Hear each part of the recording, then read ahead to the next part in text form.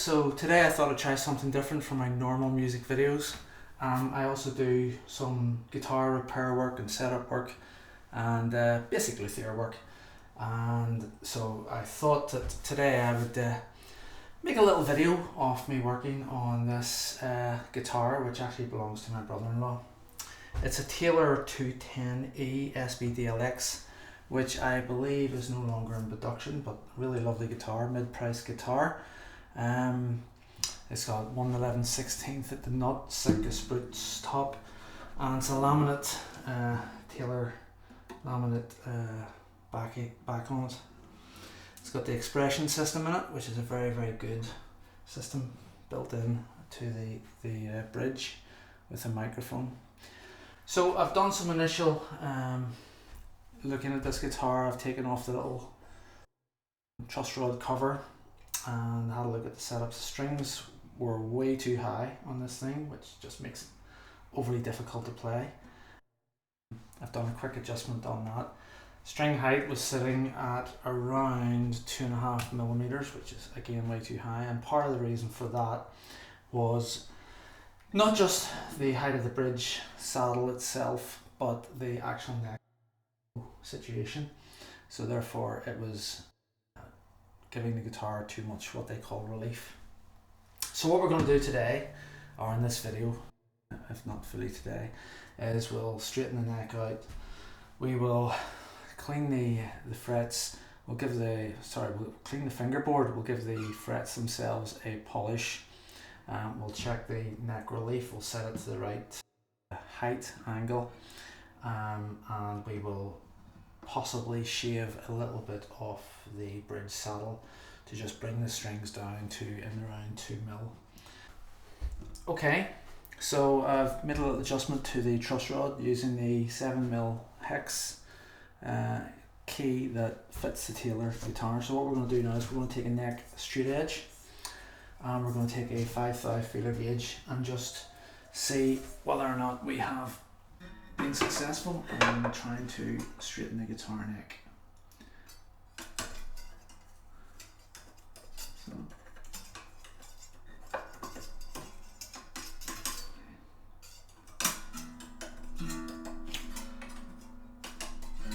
So pretty much there. So slipping under it a little bit. So that's good enough for me for now. That will allow us to proceed with the next stage of the operations. So what we've done is we've got the neck in a straight condition. We'll have a quick check at the relief on the neck. So we'll put a cap on the first fret. We'll take a 12/thou feeler gauge.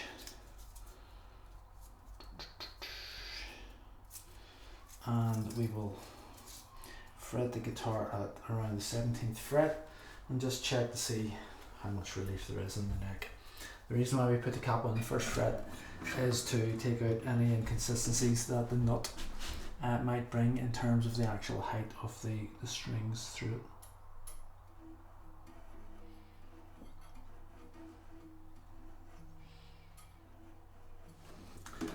I'm more than happy with that relief. The feeler gauge should just, as its name suggests, be feeling the string, and that's what that is. Okay, so at this point what we'll do is we'll just have a quick check of the string height again. I'm doing all this as preemptive strikes prior to taking the strings off. So at the 12th fret we're looking at around 2.25 millimeters. We want to bring that down. So the neck has, through straightening the neck, we have reduced the height from around 2.5 to 2.25. However, I still think that's a bit high, and what we want to do is bring that down a bit more, to around 2 mil, just to make it a little bit more playable, a little bit easier to play, so when you're playing the guitar you're not working so hard. So what we're going to do now is take this guitar, which is currently at concert pitch,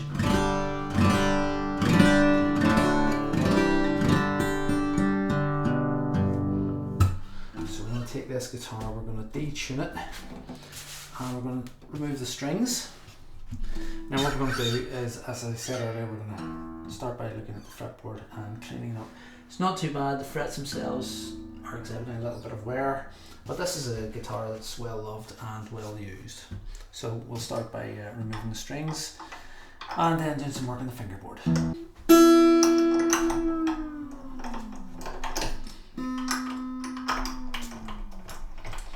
I should have said the other thing that I've done, whilst I remember, is I have actually marked with a pencil the bridge saddle along here, because now I know how much 1/4 of a millimetre that I want to take off this when I'm shaving it down. So I have a reference line which was drawn in pencil, as I say, just across the top here, and that'll be my reference line to take off the 1/4 mil or so that we need to take off. Get the strings out. Sure that the tension has completely been removed from the string so we don't damage it.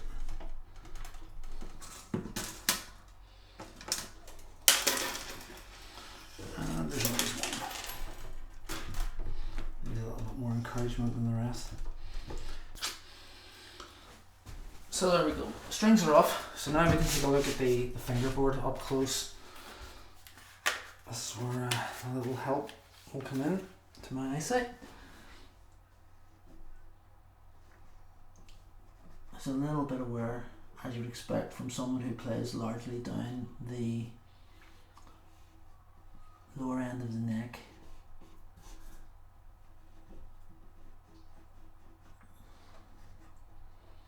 Where you see really around the B and E strings. As you move up the neck, there's really no damage in those frets at all.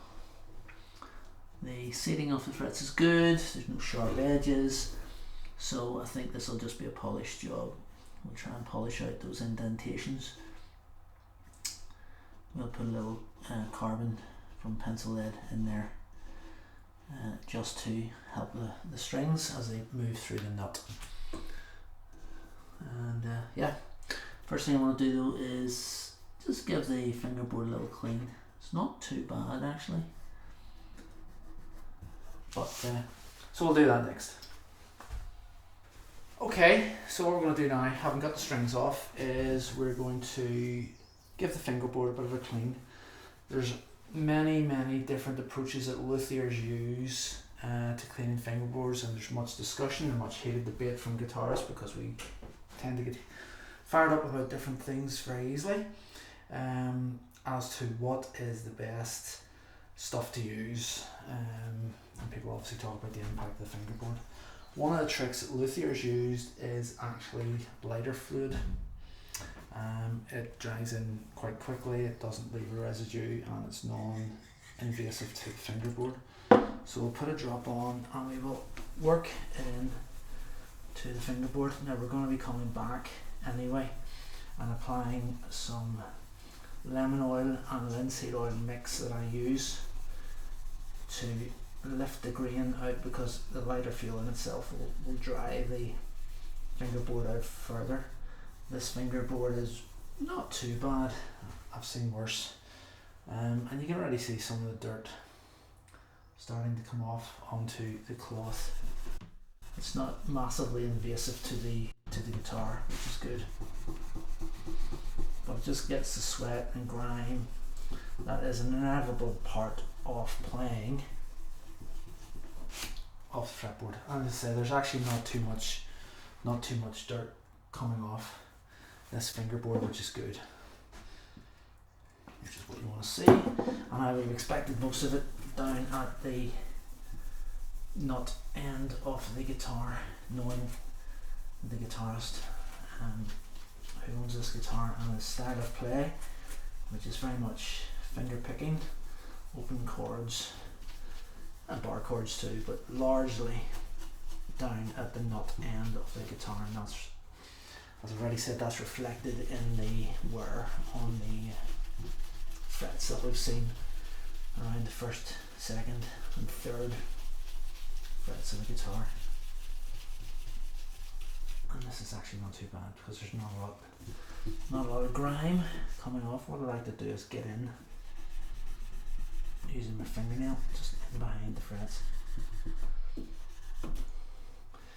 But compared to a bass that I did yesterday that has been around for many a year. It's used week in, week out in gigs. It's good bass, but it required really good clean. It was picked up second hand by a excellent bass player that I know, and it had never really been shown much love in terms of maintenance. I know this guitar by contrast is really well looked after and is cherished, but that's good because there's not much coming off there at all in terms of grime off the neck. But I'll give it one more pass just to be thorough, like we like to be. And you can see pretty much the lighter feel. You've got to be quick because this stuff just dries in pretty much instantaneously. And I just want to get in and work around these lower frets because that's where the action in this guitar by and large takes place.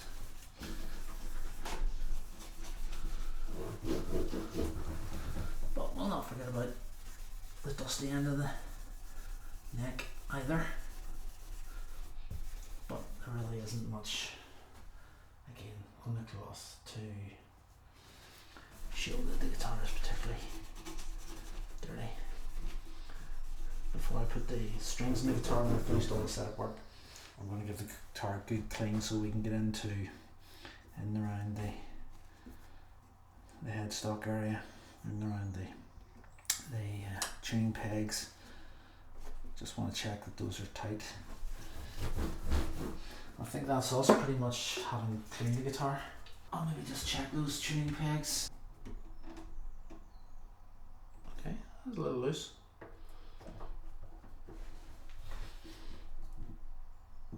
So is that. I just really want to run these up. I don't want to over tighten them. Just torque them up. Okay, so I'm going to have a look at the frets now and just give them a polish clean. I use these Hosco fret rubbers, which I find excellent. Different gradations from 150 grit through to 180, 400 up to 1000, which is really for final polish. I'm going to actually give the first couple of frets the 150 grit just to see if we can take out some of the fret wear that there is. And again, just going lightly back and forward. That was the 150, so we'll go to 180 now. Just to take out some of the abrasions. And this time what we'll do is we'll continue on up the neck.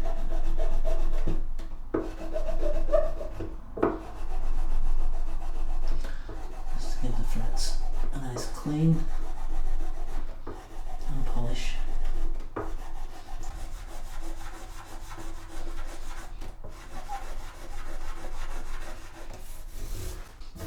So you just work your way up through the different gradations. And that's our frets polished. So the next thing we're going to do is we're going to oil the fretboard. Okay, so what we're going to do now, having polished the frets, taken out some of the fret wear at the lower end of the neck, is we're going to apply a little bit of love to the fingerboard. I use a mix of lemon oil and linseed oil. More of the former than the latter, I have to say. You don't need to do this often. Once a year probably is sufficient, but it stops the fingerboard from drying out and cracking, and just allows the wood to breathe, and it just takes care of the fingerboard. And immediately you can see, well, I hope you can see anyway, just how much that has come up by catching the light. You can see just how rich It really lifts out the grain of the wood. I mean, you just cannot do any harm at all applying this stuff to the guitar.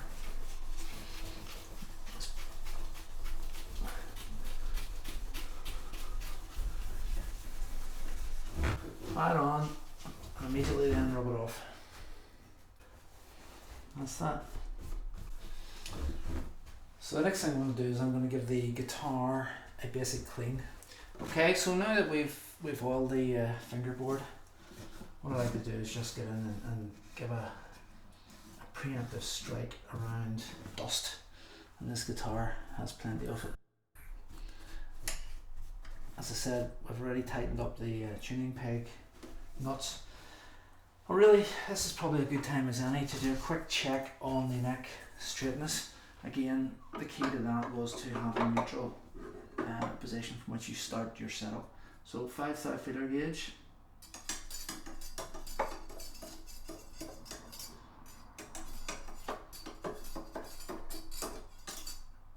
Oh, that's good. And we have a lovely straight neck. So the theory is, of course, that when you put the strings on, they'll pull the neck down and just provide enough relief for the guitarist.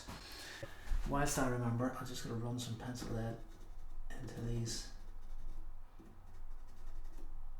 nut slots just to help the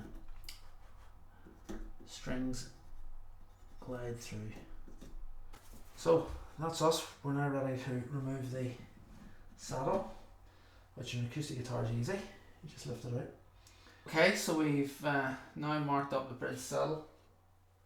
We have a lower line in that and 1/4 mil. What we're going to do is we're just going to gently sand this down. We don't want to take too much off it, because if we do take too much of it, then you could be in the situation whereby you end up having to put in a shim, which kind of defeats the purpose. That's what we're trying to do.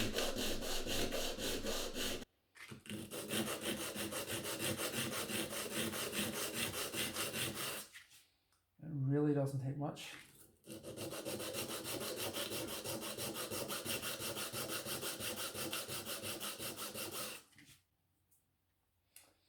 Getting close to the line, and you can see there just sort of mount that you're taking off.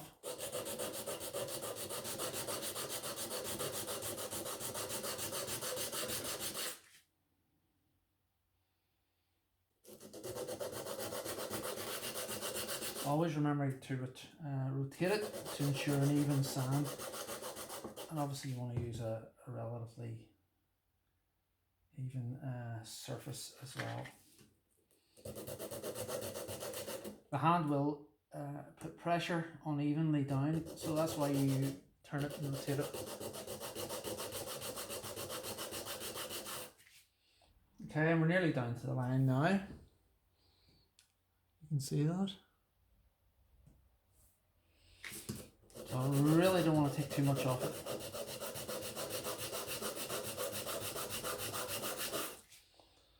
I think we'll leave it at that. We're happy enough with that. So there we have it. That's the saddle sanded down, just to lower the strings a little bit more to make it more playable. What we got to do now is get it back into the guitar, get the guitar polished up, get new strings on it, and check the string height again. And that should be it. Okay, so before we restring the guitar, I just want to put some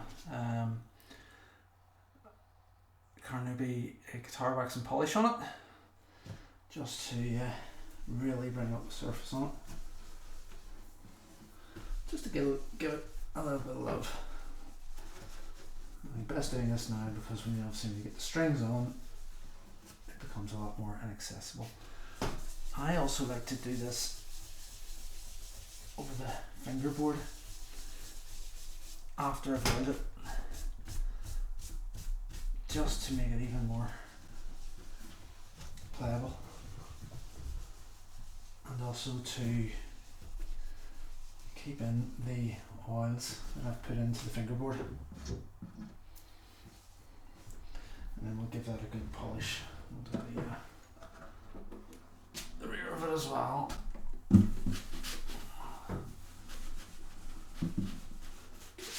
Stuff goes a long way.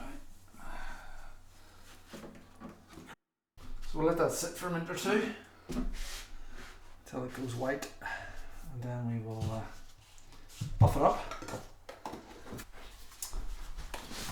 Today's choice of strings are Elixir, Acoustic, Phosphor, Bronze. Acoustic guitar, Phosphor, Bronze.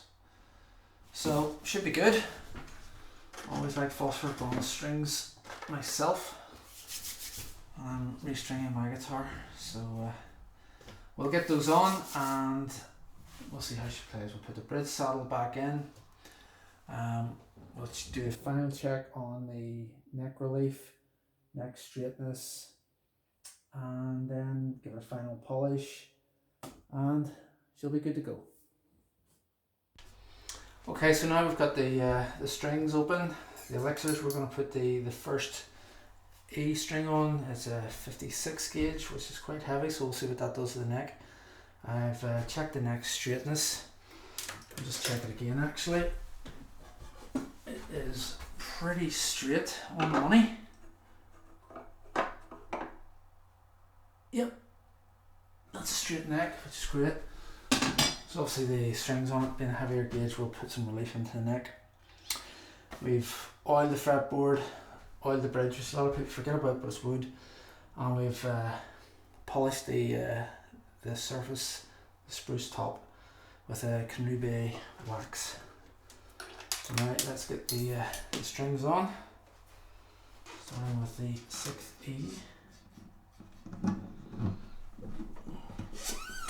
Okay, so that's the first string on. We've got the bridge saddle back in, first string on, tuned it to pitch, and I've had a quick look at the string height, which all the strings aren't on, but it's a lot better than it was, and we'll come back to that later on. So what we're going to do now is just continue to put the rest of the strings on. Going to the A string next. Love Phosphor Bronze strings. They have a really clean tone. I play a Martin HD28, and I love a nice jangly acoustic sound, and the Phosphor Bronze strings I always think give you that sound. So let this sit on.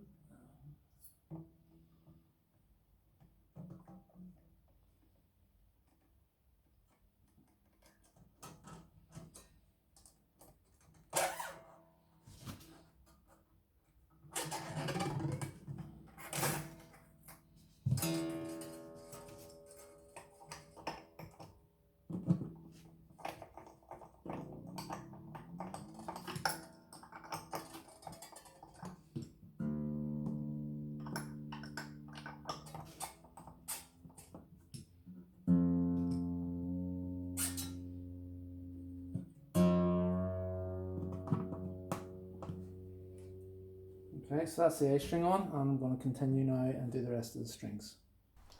Okay, so we've now fitted the strings. We've still got to trim them down here, but I like to leave a bit there just in case we ever have to take a string off or adjust it. We've tuned it up to concert pitch. We're going to do some measurements in a moment, but just let's hear it with the new strings on.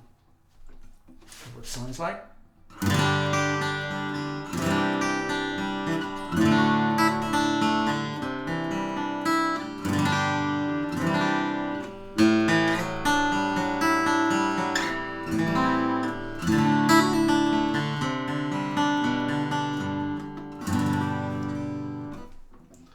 So, to my ears, that's pretty Taylor-delicious. But let's just check. So we started, when I got this guitar, the string height was 2.5 mil. So let's just have a look at that now and see where we're at now. At the 12th fret. And we are 2 mil. 2 mil in the A. 2 mil in the D. 1.75 on the G, 1.75 on the B, and a delicious 1.5 on the E. I could not be happier with the way the shaving of the bridge saddle has worked out. One final thing I want to do is just check the neck relief, because we did play around with the truss rod at the start of the day. So again, we like to see that it has 12th thou relief. So let's just have a look at that on the feeler gauge. The 7th fret.